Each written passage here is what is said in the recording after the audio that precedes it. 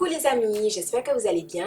Je vous retrouve aujourd'hui pour une vidéo qui est un haul. Donc c'est un haul high herb. Donc tout ce que je vous présente aujourd'hui dans ma vidéo, ce sont des produits high herb. Je vais vous présenter des produits make-up, mais également des compléments alimentaires, des produits bio pour la cuisine. Enfin quand je dis pour la cuisine, pour cuisiner. Et également des produits capillaires. J'ai acheté l'éponge de Real Techniques. Voilà, parce que je voulais voir ce qu'elle donnait par rapport à l'éponge Beauty Blender qui est quand même assez chère. Elle est à 16,80 €, enfin disons 17 €. Alors que cette éponge-là, par exemple, sur le site iHerb, elle est à 5 €, quelque chose comme ça. Donc même avec les frais de port, elle revient éventuellement à quoi 10 €. Ça reste moins cher que la Beauty Blender, voilà.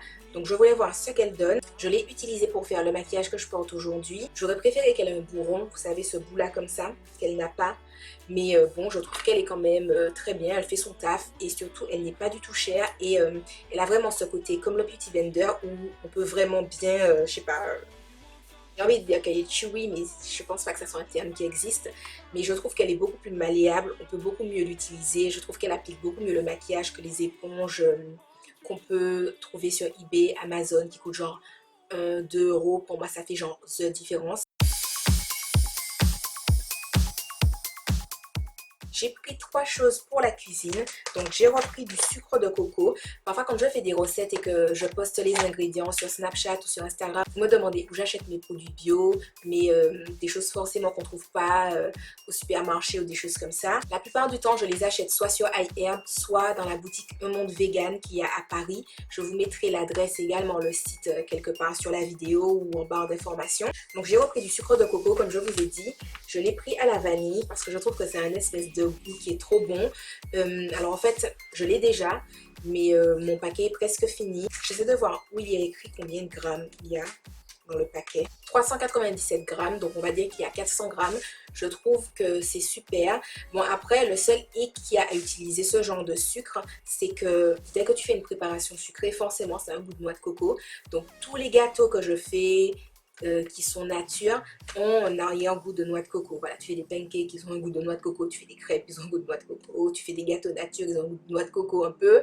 Donc, faut aimer la noix de coco. Et, mais je trouve que celui qui a la vanille a un goût de noix de coco qui est moins prononcé. Moins prononcé dans le sens où je trouve que ça passe mieux parce que ça rappelle moins la noix de coco. Donc, si ton but n'est pas d'avoir le goût de la noix de coco, mais d'avoir les côtés positifs de la noix de coco, du sucre de noix de coco, ben tu les as, tu vois. Et je sais que je préfère utiliser par exemple le sucre de coco à la vanille dans un gâteau au chocolat que le normal. Voilà, parce que je trouve que le normal il est vraiment fort en noix de coco et je suis pas fan du mélange coco-chocolat. Donc les bienfaits du sucre de coco, c'est qu'il a un indice glycémique qui est moins élevé, ce qui est vraiment super bien. Alors je le dis pourquoi, parce que par exemple pour ceux qui me suivent sur Snapchat, vous savez que je ne mange plus de gluten parce que je suis intolérante, parce que mon médecin m'a dit que je devais arrêter de manger du gluten tout simplement. Mais je me suis rendu compte que beaucoup de produits dans le commerce qui sont gluten free, donc qui sont sans gluten, ils ont un indice glycémique qui est genre... C'est rempli de sucre, c'est rempli de gras. Donc d'un côté tu manges pas de gluten, mais de l'autre côté tu manges des trucs super gras, super sucrés. Il faut savoir que dans le gluten, il y a une espèce de molécule qui fait que ce que tu manges est genre moelleux. Tu vois, le gluten va permettre par exemple au pain d'être plus aéré, d'être plus moelleux, machin. C'est pour ça que les trucs sans gluten, soit ça ressemble à des biscottes, soit c'est des espèces de trucs étouffe chrétiens. Je sais pas, quand tu les manges, j'ai l'impression que ça tombe sur ton estomac. Tu l'as. Voilà. Enfin bref, le débat autour du gluten, c'est tout autre chose. Mais en tout cas, concernant ce sucre-là, ce qu'il y a de bien, c'est que c'est un sucre qui est dosé comme le sucre de canne, le sucre normal, dans le sens où, par exemple, 100 g de sucre ou 50 g de sucre de coco, ça revient à 50 g, 100 g de sucre de canne. Tu vois, tu n'as pas une conversion particulière à faire, ce qui est vraiment super bien. Tu n'as pas à faire de maths, même si c'est des maths simples. Ok, j'en conviens, mais tu n'as pas ça à faire. Aussi, donc je ne l'ai pas précisé, mais c'est un sucre que tu peux cuire. Donc tu peux le mettre aussi dans tes recettes de gâteaux. Que si tu veux faire des trucs sucrés salés, genre je sais pas... un poulet caramélisé ou je sais pas quoi, ou du tofu caramélisé si tu ne manges pas de viande, tu peux utiliser ton sucre de coco, il se cuit et il est bon, enfin rien à redire par rapport à ça. Ensuite, j'ai pris de la farine de coco. Voilà, parce que j'avais envie de changer. Je trouve que justement, quand on mange sans gluten, enfin, on tombe toujours dans le même type de farine qui coûte pas cher, je parle. Farine de riz, farine de maïs et tout. Et j'avais envie de changer parce que bon, je n'ai pas le budget de taper dans la farine de châtaigne et compagnie qui coûte super méga giga cher. Donc voilà, sur iHerb, je trouve que la farine de coco, c'est pas super cher par rapport aux autres farines que je peux voir dans les boutique bio ou à un monde vegan et tout, sachant que là pareil c'est 450 grammes, donc c'est pas genre 250 grammes de farine pour 10 euros, voilà, qui est un prix un petit peu difficile à intégrer, je trouve, selon moi. Donc c'est une farine qui est faite à partir de la chair de la noix de coco séchée en fait. On te dit que à partir de ça, ils enlèvent le gras et l'hydratation donc de la chair de la noix de coco et qu'ensuite ils le pulvérisent. Donc je suppose que c'est quelque chose que vous pouvez faire aussi vous-même si vous avez des noix de coco chez vous. Moi personnellement, si j'avais des noix de coco chez moi, je ne me lancerais pas dans un processus comme ça parce que c'est pas mon truc. Je préfère aller acheter de la farine toute faite, tu vois, mais après tu fais ce que tu veux. Aussi, ça a de bonnes promesses parce que ça te dit que elle est un peu similaire à la farine de blé, ce qui est bien parce que comme je vous ai dit, dans la farine de blé, ce qui est cool, c'est que le gluten qu'il y a dedans fait que tes préparations sont plus moelleuses. Donc je me dis, j'espère qu'avec cette farine-là, mes gâteaux seront plus sympas, ils ne vont pas ressembler à des briques, sans que j'ai à ajuster les recettes. Parce que je sais hein, très bien qu'avec ta farine de riz, de maïs, etc., tu peux avoir des textures moelleuses et tout, mais il faut avoir les bons dosages. Tu ne peux pas prendre une recette de cuisine qui a du gluten et la transposer à une recette sans gluten, sans ajustement avec certains produits, tu vois, parce que tu te retrouves avec un gâteau brique et ma dentition n'est pas faite pour ça. Aussi, il t'explique que selon la recette que tu utilises, tu peux ajouter, comment on te dit, 25% de liquide en plus par rapport à ce qu'on te demande de mettre initialement. Donc, je trouve ça bien qu'on te dise à peu près combien tu dois rajouter en plus parce que tu peux partir sur cette base-là par rapport à ta recette normale qui a du gluten. Et donc, quand tu la réajustes, tu sais combien de liquide en plus tu dois rajouter plutôt que d'y aller par tâtonnement et de te dire « Oh bah, ce gâteau-là est une brique ».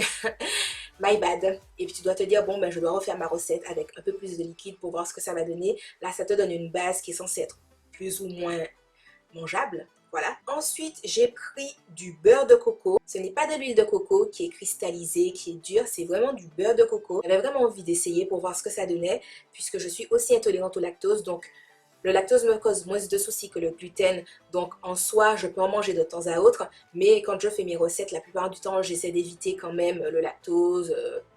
Déjà, je ne bois pas de lait, je bois que des laits végétaux, mais j'essaie d'éviter tout ce qui est fromage, yaourt, etc. Pareil dans mes préparations de gâteaux, j'essaie d'éviter le beurre. Sauf que bon, quand tu enlèves le beurre, bon, je trouve que la margarine, c'est pas top top, c'est pas ce que je préfère. Donc j'ai tendance à utiliser tout ce qui est beurre de cacahuète et compagnie, sauf que ça coûte quand même assez cher, mine de rien. Quand tu dois remplacer 100 grammes de beurre dans ta préparation et que tu prends 100 grammes de beurre dans ton pot de 200 grammes de beurre de cacahuète, ça va quand même super vite. Donc voilà, j'avais envie de voir ce que ça a donné. Et puis aussi, pareil, le beurre de cacahuète, c'est quelque chose qui donne un certain goût à ta préparation, tu vois. Donc, tous tes gâteaux, ils ont un goût de cacahuète ou de je sais pas quoi. Donc, voilà, j'avais envie d'essayer le beurre de coco parce qu'on dit qu'il est quand même assez neutre. Donc, je voulais voir ce que ça donne dans les préparations. Aussi, sur le site iHerb, ça m'est déjà arrivé d'acheter des beurres de cacahuètes. Donc là, je n'en ai pas à vous présenter parce que j'en ai pas racheté dernièrement parce que j'ai pas mal de beurre de cacahuètes chez moi. Donc, un pot de 1 kg que j'ai acheté à la boutique Un Monde Vegan qui coûtait genre, je sais pas, 15 euros, 15-20 euros. Donc vous allez vous dire, ok, 20 euros pour du beurre de cacahuète, c'est cher, mais pour 1 kg de beurre de cacahuète, je me suis dit, l'aubaine, l'aubaine. Surtout que j'en consomme pas mal. Quand je fais des gâteaux, comme je vous ai dit, c'est ce que je mets dedans. Souvent, je fais du mafé ou je mets du beurre de cacahuète dans mes préparations salées parce que je suis une fan de beurre de cacahuète. Donc voilà. Je trouvais que le pot d'un kilo était vachement intéressant. Mais donc sur le site iHerb, ils font aussi du beurre d'amande, du beurre de noix de cajou, il me semble. Le beurre de noix de cajou, il est trop bon. Et bref, ce n'est pas l'objet de la vidéo. Ensuite, il y a tout ce qui est complément alimentaire. Donc, j'ai trouvé de l'herbe de blé en grande quantité sur le site iHerb. C'est un sachet de 450 grammes. Il me semble qu'il était à 11 euros, ce que je trouve absolument génial, sachant que quand j'achète de l'herbe de blé à Paris, dans les boutiques genre Biocop, Naturalia, Bio C'est Bon, Un Monde Vegan et tout, ça reste quand même relativement cher, dans le sens où les 120, 150 grammes, ça doit me faire entre 11 et 15 euros. Alors que là, voilà, 450 grammes pour 11 euros, j'étais obligée de le prendre. Surtout que l'herbe de blé, c'est quelque chose que je consomme très souvent. J'en consomme le matin quand je me réveille et quand j'ai des coups de barre dans la journée, j'en reprends un peu. Enfin, vraiment, je trouve que c'est absolument génial. Je trouve que ça booste vraiment l'organisme. Depuis que je consomme de l'herbe de blé, je suis moins fatiguée et puis je trouve que ça me donne des petits coups de boost. Alors, ça n'a pas été prouvé. Personne n'en a parlé, que ça soit sur, je sais pas, sur les blogs, sur YouTube ou quoi que ce soit. Mais je trouve vraiment qu'à partir du moment où j'ai utilisé de l'herbe de blé, mes cheveux ont beaucoup poussé. Vous êtes nombreux à m'avoir dit, waouh, tes cheveux ont poussé depuis, je sais pas, vers mars-avril.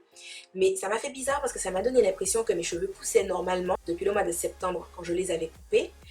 Et puis, genre, je me suis réveillée un matin et puis, mes cheveux avaient poussé. Je n'ai rien compris. Mais en tout cas, je sais pas, j'ai vraiment l'impression que l'herbe de blé, ça fait pousser mes cheveux. Je ne pense pas que ça soit dans un sens où c'est vraiment la fibre capillaire que ça fait pousser, mais je pense que comme ça rééquilibre l'organisme, que ça débouche des trucs qui doivent être débouchés, que ça booste des trucs qui doivent être boostés, etc. Ça fait que juste ton organisme fonctionne beaucoup mieux, il est plus à son top, et donc du coup ça en découle par des trucs genre des cheveux qui peuvent éventuellement pousser plus vite, ou peut-être qu'ils recommencent à pousser alors qu'ils avaient arrêté, ou des petites choses comme ça, voilà. Pareil. Ce n'est pas prouvé, mais c'est vraiment l'impression que j'ai. J'ai également découvert la marque Neocell sur le site iHerb. Alors en fait, initialement, ce qui s'est passé, c'est que j'avais reçu une boîte pour les cheveux de la marque Delab pour la kératine qui doit renforcer le cheveu, qui doit le rendre plus brillant, qui doit l'épaissir, etc. Et donc ça te promet tout un tas de choses absolument géniales, mais on te dit que pour voir ça, c'est sur 3 mois. Et moi en fait, je n'avais reçu qu'une seule boîte. Et si vous voulez, c'est pas que j'ai pas vu de résultats, mais j'ai vu des résultats en mode, si tu avais la cure de 3 mois, ah ouais maman, ça aurait trop bien fonctionné, tu vois. Sauf que comme j'avais reçu qu'une seule boîte, je me suis dit, en vrai, j'ai pas non plus le budget d'aller acheter 3 boîtes à 40 euros. Je trouve que c'est quand même assez cher. Donc du coup, ce que j'ai fait, c'est que je me suis dit, j'ai envie de chercher autre chose. Enfin, un truc qui coûte moins cher, mais qui a l'air d'avoir en tout cas les mêmes propriétés que le truc à la kératine de la marque Delab. Donc c'est pendant que j'étais sur le site iHerb que je suis tombée sur la marque Neocell. Donc j'ai pris 2 produits différents. J'ai pris le collagène Beauty Builder. C'est pour la peau. On nous dit que ça hydrate la peau, que ça donne des ongles plus durs, que la peau est plus lumineuse, etc. On dit que ça redonne de l'élasticité à la peau, que ça redonne de l'élasticité aux cheveux qui sont un peu trop fins, que ça rend les ongles plus durs. Partout où le niveau de collagène dans ton corps est trop bas, en fait, ça le remet au stade où il devrait être, entre guillemets. Donc voilà, c'est rempli d'aminoacides qui aident le collagène, qui est bon pour la peau, etc. Et on te dit que ça reconstruit la matrix de la peau. Donc, il y a du collagène dedans, il y a de l'acide hyaluronique, on dit qu'il hydrate les tissus, etc. Et qu'il y a aussi de la biotine et du silica. Donc, j'ai pris celui pour la peau parce que ces temps-ci, j'ai eu beaucoup de boutons avec des allergies et puis je sais pas pourquoi, ma peau a décidé de faire des boutons. En soi, les boutons ne me posent pas de problème parce que les boutons ne restent pas longtemps sur moi. En vrai, mes boutons partent dans les 24 à 48 heures. Le seul souci que j'ai, c'est que quand j'ai un bouton, il fait une tache par la suite. Donc, même si le bouton en lui-même est resté 24 heures, la tache est capable de rester là 8 mois. Whatever. Donc, je me dis si je pouvais trouver quelque chose qui évite que le bouton arrive, ce serait plutôt pas mal. Donc, j'ai pris 3 boîtes de ça. Je me suis dit, je vais faire une cure pour voir ce que ça donne par rapport à la peau. Et du coup, l'autre produit que j'ai pris qui est censé remplacer le produit Delab à la kératine, c'est le Kératine Hair Volumizer. On nous dit que ça augmente la force du cheveu, que ça donne un volume de malade, que ça donne de la brillance aux cheveux.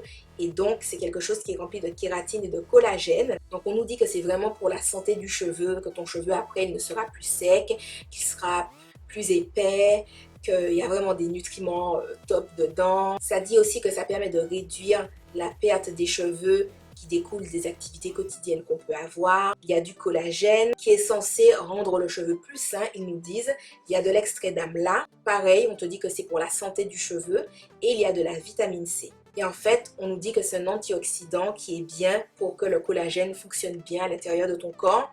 Donc, on nous dit que pour que tu vois des résultats, il faut vraiment partir sur une base de 3 mois. Donc, j'ai pris 3 boîtes, mais je me suis rendu compte, en fait, compte tenu des quantités qu'on te dit de prendre, qu'il aurait fallu que j'en prenne plus.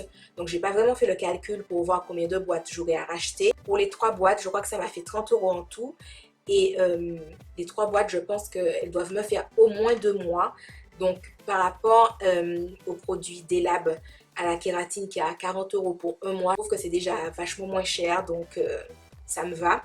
Donc là, je suis à mon 2e ou 3e jour, je ne me souviens pas, donc je n'ai pas encore vu de résultats, mais je vous ferai un update quand j'aurai fini mes 3 boîtes. Et je pense aussi en racheter pour vraiment faire la cure de 3 mois, voire plus, pour voir les effets sur les cheveux. Parce que franchement, le côté tes cheveux sont plus forts, tu as plus de volume, tes cheveux tombent moins si tes cheveux poussent vite, je trouve que c'est vraiment le combo genre hair goals, tu vois. Le but enfin j'ai envie de dire le but de tout le monde. C'est pas tout le monde qui a envie d'avoir du volume, mais en tout cas c'est mon but à moi concernant mes cheveux. Plus de volume, tout ça, des cheveux en bonne santé, avec toutes mes colos, décolorations et tout et tout. Bon, même si je n'ai pas à me plaindre, je trouve que mes cheveux survivent très très bien à tout ce que je leur fais subir. Mais j'avais envie d'essayer ça en fait. Parce qu'initialement, je m'en fiche un peu des compléments alimentaires, mais ceux de Delab que j'ai reçus m'ont vraiment fait me dire, j'ai l'impression que si je prenais ça sur une plus longue durée, mes cheveux seraient encore plus à Tafaya de la Bomba. Donc, je mise sur celui-là, qui est moins cher, qui est plus à m'apporter. Et puis, on espère que dans 3 mois, mes cheveux seront encore plus que jamais. Et pour finir, j'ai pris des produits capillaires, donc de la marque Giovanni. Je refais toujours mon stock. Donc, je vais pas rester longtemps dessus parce que ça fait des années que je vous parle des produits Giovanni. J'ai repris mon conditionneur au tea tree. J'en ai pris 3. Il y en a déjà un qui est dans ma douche. Je le trouve absolument génial. Il me démêle les cheveux comme ça, 2 secondes. 2 secondes, pas 2 secondes, 2 minutes. Mais bref, absolument génial. En plus, comme il y a le côté tea tree, je trouve que ça assainit le cuir chevelu. Pendant l'été, ça le rafraîchit. Tu peux te faire des co-wash avec parce que du coup, comme il y a du tea tree dedans, ça enlève le côté sébum qu'il peut y avoir sur ton cuir chevelu puisque tu transpires, c'est l'été, tout ça. Bref, absolument génial. Il augmente la circulation du cuir chevelu. Vous savez que ça permet à ton cheveu de pousser plus. On nous dit que ça renforce les cheveux, que ça stimule le bulbe capillaire, que ça calme également ton cuir chevelu. Quand tu as le cuir chevelu qui te démange ou que tu as des pellicules sèches, ça t'aide parce que ça calme, ça apaise et que ça encourage une brillance naturelle et que ton cheveu fasse face aux agressions extérieures. Bref, je surkiffe ce conditionneur. Et j'ai repris ce leave-in, je ne sais pas prononcer le nom donc ce sera écrit tout simplement sur la vidéo. Et c'est celui que j'ai aujourd'hui et que j'avais d'ailleurs dans ma vidéo Everyday Makeup quand mes cheveux étaient encore mouillés. Là, je suis à mon 3e jour de wash and go d'ailleurs. Et je trouve que mes boucles sont très belles, j'aime beaucoup le résultat. J'ai pas le volume que je souhaiterais parce que j'aimerais beaucoup que mes cheveux soient plus en mode wouh, wouh. Mais bon, je trouve que c'est quand même un bon résultat et un bon compromis entre volume et boucle définie. Voilà, je suis quand même très contente du résultat.